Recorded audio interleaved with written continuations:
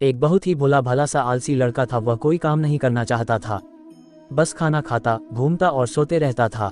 एक दिन उसे किसी ने बताया कि एक आश्रम है जहाँ पर कुछ नहीं करना पड़ता है और हर दिन 2 समय का खाना और नाश्ता मिलता है, तुम वहाँ जा करके रहो। उस आलसी लड़के ने सोचा कि ये तो बहुत ही बढ़िया है और वह उस आश्रम में जाकर रहने को सोचा और फिर वह भोला भाला आलसी लड़का अपना सारा सांसारिक जीवन छोड़कर उस आश्रम में जाकर रहने लगा।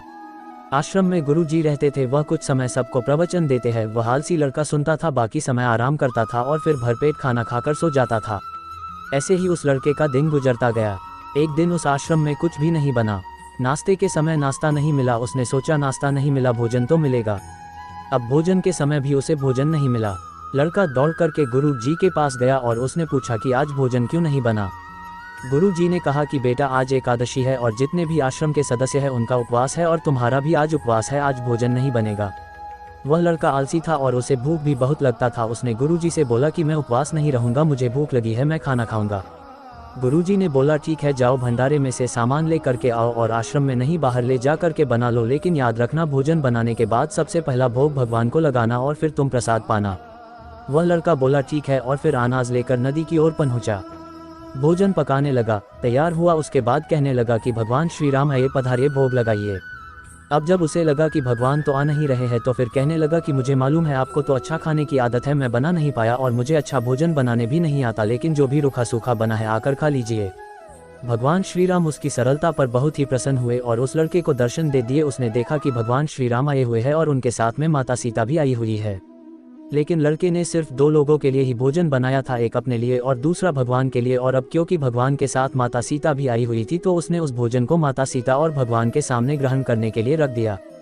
भगवान श्री राम और माता सीता ने भोजन किया और उसके बाद जब वह जाने लगे तो ये भोला सा आलसी सा लड़का बोला कि प्रभु आप आए, दर्शन दिए, बहुत अच्छा लगा। मुझे खाने को कुछ नहीं मिला, लेकिन कोई बात नहीं, लेकिन आपसे एक विनती है कि अगली बार जब आप आएंगे तो कितने लोग आएंगे ये बता दीजिए ताकि मैं उतने लोगों के लिए भोजन बनाकर रखा रहूं। भगवान श्री राम मन ही मन मुस्कुराए और फिर अंतर ध्यान हो गए। लड़का आश्रम गया, दिन बीतता गया और फिर एकादशी का दिन आया और इस बार उसने 3-4 लोगों के लिए अनाज लेकर के खाना बनाने के लिए नदी के किनारे पहुंचा और उसने बड़े प्रसन्नता से भोजन बनाया और इंतजार करने लगा कि प्रभु आइए और भोग लगाइए। इस बार लड़का देखता है कि भगवान श्री राम पूरा राम दरबार लेकर के आए हैं, जैसे माता सीता, लक्ष्मण, भरत, हनुमान जी और सभी लोग आए हैं। लड़के ने 3-4 लोगों का भोजन बनाया था और इस बार भी भोजन कम पड़ गया। लड़के ने निराश होकर भोजन को प्रभु के आगे रख दिया। उन्होंने भोजन किया और फिर चले गए और इस बार भी लड़का फिर से भूख रह गया। अब लड़का फिर आश्रम गया, दिन बीतता गया और फिर एकादशी का दिन आया और इस बार गुरुजी से कहने लगा कि गुरुजी मुझे इस बार थोड़ा ज़्यादा अनाज चाहिए। गुरुजी सोचने लगे कि यह इतना सारा अनाज का करता क्या है, कहीं इसे बेचता तो नहीं है। फिर उन्होंने कहा कि ठीक है, भूख से परेशान रहता है। लड़के ने कहा कि नहीं गुरुजी, मैं भूख से परेशान नहीं रहता हूँ, प्रभु के साथ बहुत लोग आते हैं, उनको भी तो भोजन करना पड़ता है। गुरुजी को लगा कि लड़का पागल हो गया है, लेकिन गुरुजी ने सोचा कि चलो एक बार चलकर देखते ही कि लड़का इस अनाज का करता क्या है। वह भोला सा लड़का अनाज लेकर के नदी के किनारे पहुंचा और इस बार भोजन बनाया नहीं। उसने सोचा कि प्रभु हर बार ज्यादा लोगों को लेकर के आते हैं, इस बार वह जितने भी आएंगे खुद बना करके भोग लगा लेंगे और फिर प्रेम से प्रभु को बुलाने लगा। गुरुजी ये सब छुपकर देख रहे थे कि ये भोजन तो बनाया नहीं और प्रभु को बुला रहा है। लेकिन लड़के ने देखा कि इस बार प्रभु के साथ बहुत से लोग आए हुए हैं तो उसने प्रभु के सामने हाथ जोड़ करके कहा कि प्रभु माफ करना, आप बहुत सारे लोग आते हो, मुझे संख्या पता नहीं होती है और मेरी हिम्मत भी नहीं होती है कि इतने सारे लोगों के लिए भोजन बनाओ। आप स्वयं आइए, बनाइए, खाए और भोग लगाइए।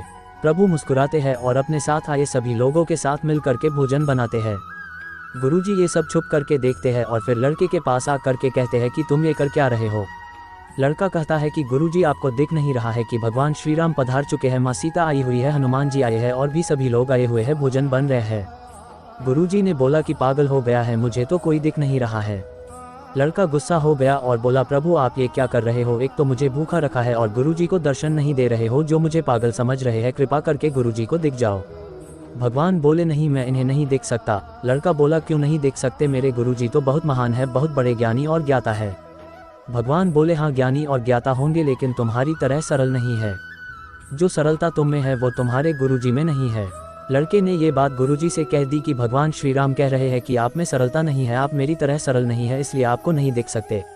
गुरुजी की आंखें नम हो गई और रोने लगे कि और बोले कि बिल्कुल सही कहा, मेरे अंदर तुम्हारे जितना सरलता नहीं है, और फिर माफी मांगने लगे। फिर भगवान ने गुरुजी को भी दर्शन दिए।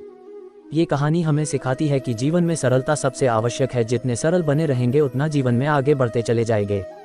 जब आप सरल होते हैं तो आप खुद भी मुस्कुराते हैं और दूसरों को भी मुस्कुराने की वजह देते हैं।